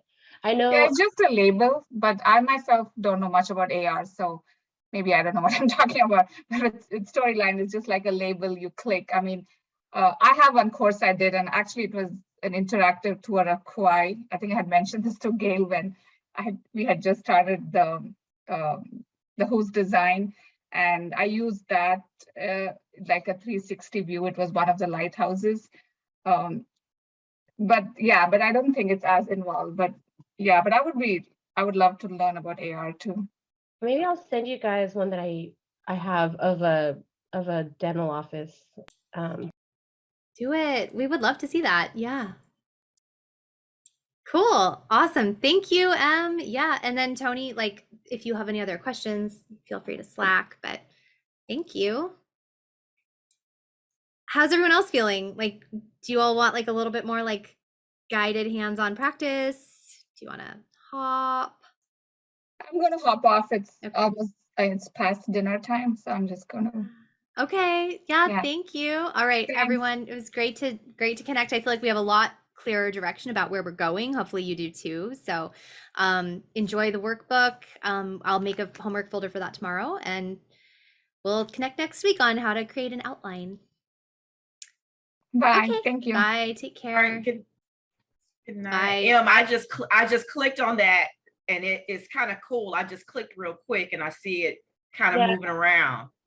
I can't show you the clinic one because it's for another company. Proprietary, But- yeah. Yeah, but this was one that I did actually of a demo office, which I know I need to update some of the links they told me because I guess they got rid of some of the videos. But take a look at it. It's as if you're walking through it. And then this particular one also allows it to wear those VR goggles as well. And yeah, when you hover over, it's pretty cool. Just don't walk when you're doing it because there's some you know, some people who walk into the wall. It truly has happened. No, man. Yeah. Well, thank you for sharing. That is cool technology that I do not know anything about. So leverage M's brain. I'm willing to stay again. I'm glad to stay on, but like, I know people have to go. So like, feel free to just go off. And if you want to stay, then the rest of us will stay and we can keep going. All right, I'm gone. Okay. Good night. Bye, Danielle. Take care. Bye. Okay. I'm just here to say hi. Yeah, for sure. Yeah, we can keep going. Like if this is like, I don't know, Kathleen, I'm especially interested to hear from you because like from an educator's perspective, I know I don't do Bloom's justice, but like, how are you feeling about all of this? Like, does it sound like, how are you doing? I'm doing actually really well. You know, this is something that every single thing that I do in my job is focused on objectives. So, and the thing that I'm kind of struggling with right now is how to narrow it down because sorry, my daughter's running around. In education, it's so narrowed down. So like, I'm looking at it right now and I'm looking at Maria and I'm kind of trying to figure out like, okay, from what we've given, like a basic herbal class that we could do, and then like figuring out just something that's just kind of baseline for right now. But I mean, I like working with objectives. Again, that's kind of whenever I'm doing planning, I always start with what they should know by the end, and then I work backwards from there. So that's how I usually do it. Oh my gosh. I love that. Makes more sense why all of your stuff is just like so organized and clear that I've seen so far. I'm like, oh, this is like, I know exactly what I'm doing and where I'm going. And so I think it's so important. And I think that this is like one of those areas that like educators and teachers, like you will always shine brighter than instructional designers. Like this is just not something that like I feel like we kind of get thrown into it. It's like we sort of have to kind of fake it. So I would be interested if you have like any other tips or guides or like resources, or if you just want to like give us a debrief at some point, like what are like top 10 things that you do that are really helpful, or like how we might be able to apply learning objectives in a more like streamlined way. Like we would love to hear from you. Yeah, for sure. And it's funny because whenever we have evaluations and stuff, like I just recently finished my evaluation because we have like maybe two evaluations per year, and you get evaluated on if the objective is clear and in front of the classroom and you go over it in great detail. And if you don't, that's like one of the major things where they will mark you down on. That is horrifying. I just like can't imagine that stress. Yeah, so that's why it's like objectives are super easy because it's like we have to have it up all the time and it's constantly changing every day. I have a little objectives board and yeah, and if anybody needs any help with that, I love to do that and kind of plan around that. Yeah, I have just general questions again, because I think that's one of the things I feel like instructional designers and teachers have this like beautiful meshing, like sort of crossover point where like IDs, like I feel like we know how to like kind of do the tools and like the graphics a bit better. And then like from a teaching and educational perspective, like at least for myself, I should not speak for everyone, but like that's my weaker point. So my stuff often, it's like more stories. Like I feel like I tell stories in a way that has some interactivity, but it's not necessarily like a super robust learning experience. So when we're thinking about like 3D stuff, and I'm like, whoa, like that's so much cooler than anything I would think to do. So I guess my question to you is just, like how do we do what you do? Like when you talk about things kind of shifting and ebbing and flowing, like every day being in the, like, how do we practice? How do we get good? Like, how do you do it? Do you keep like a cool spreadsheet or something? Not really. I mean, it's just kind of, so how I do it is I always think of the success of my learner.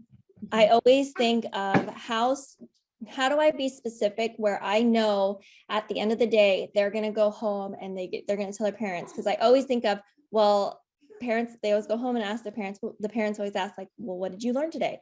I want them to be able to go back with what I've taught and say, this is what I learned and this is how I did that. And so again, it's like, I start with the objective and then I kind of work backwards and I see, okay, what are the issues? And again, it's kind of doing like a pre-assessment. What are the issues that I see before I even reach that objective? And then from there, I start planning around that on how I can make it as clear as possible when I'm teaching to reach that objective. And so I kind of just analyze all of the things that I'm looking at, like in my curriculum or in the things that I'm creating, and just to make it where the kids are just focused on that one piece. It gets overwhelming when there's a lot in one type of like lesson or something like that. Yeah. I don't want it. So that's why when you said there's 4 objectives, I kind of got overwhelmed because I'm like, usually I only work on and focus on one at a time. And then when I think about more, then the kids kind of get overwhelmed and scrambled. So yeah, just staying focused and narrowed. I love that. I think like to kind of expand upon that for like a training, that's why I think I always do kind of like that beginning, then the middle pieces for each of those sections, like those kind of being more like lessons or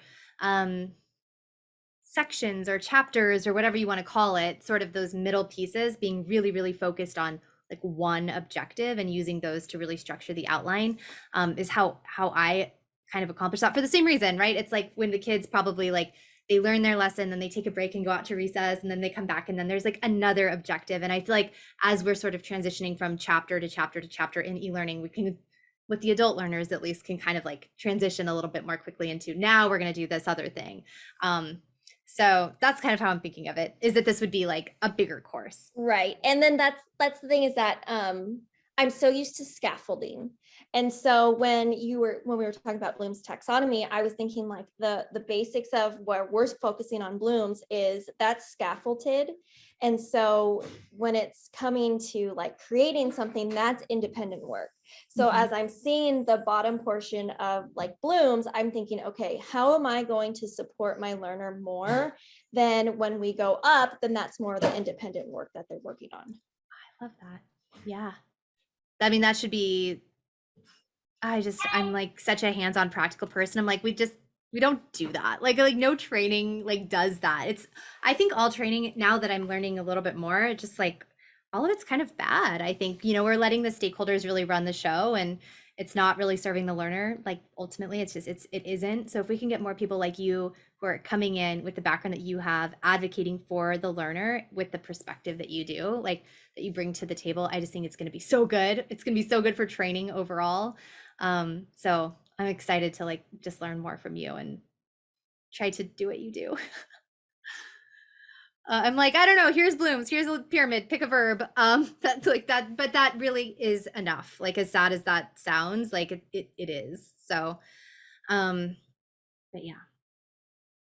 Any other like questions? You want to keep going? Thoughts, feelings? I know people have lives, but there's also a lot that happened in the world today. So if everyone needs to just like take the night to sort of decompress, like I'm glad to do that as well. Maybe we'll do that. Like if that sounds good, unless anyone needs more support, because then I can totally stay. Yeah. Okay. I can also just like answer questions, like especially Kathleen, if you just have like more like high level like ID questions, or James, I love like ID stuff, like Q&A. I'm glad to answer that too. Okay. Why don't we just wrap? Yeah. Let's wrap it up. Okay. So good to connect with all of you. Thank you for, entertaining the Montoyas and like that sort of hands-on. I think that might be the last time we see them, but I appreciate, I know it's sad. The Montoyas entertain us. Well. Didn't entertain the Montoyas. Oh, yeah. Well, thank you all so much. We'll see you on Slack and see you next week. Okay. Thank you. Have a great evening. Okay, take care. Kathy. Bye, everyone.